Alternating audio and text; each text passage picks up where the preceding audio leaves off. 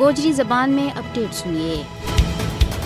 آج جب دنیا پوری ماں پناگزینہ کو عالمی دن منایا جا رہی ہے تو بھارتی مظالم کشمیریہ نہ اپنا گھراں نہ چھوڑن اور مہاجرت کی زندگی گزارن کے پر مجبور کر رہی ہے۔ جموں کشمیر پر بھارت کا ناجائز قبضہ نے دنیا میں لکھاں مہاجرین کو بادو کیا ہے۔ بھارتی ریاستی دہشت گردی کی وجہ سے 1947 دے ہون تک 35 لاکھ سے زیادہ کشمیری آزاد جموں کشمیر، پاکستان، برطانیہ اور دوجا ملکاں کے بچ پناہ لیا ہوا ہے۔ مقبوضہ جموں کشمیر دے مسلمانوں کی جبری بے دخلی کو مقصد مقبوضہ علاقہ میں آبادی کا تناسب نہ بٹانو ہے۔ اس مچ روکنا حل طلب تنازع کشمیر کی وجہ سے کشمیری عوام سخت مشکلات کو شکار ہیں۔ بھارتی فوجی حق خود ارادیت کا جائز اور قانونی مطالبہ کی پاداشت میں کشمیریہ نہ ہر دن کی بنیاد پر جعلی مقابلہ میں قتل، گرفتار اور تشدد کو نشانوں بنا رہی ہے۔ آج ایک اور تازہ کارروائی کے دوران 3 اور نوجوان شہید کر دیتا ہے۔ ان نوجوانوں نے لولاب اور چاٹا پورہ کولگام میں شہید کیو۔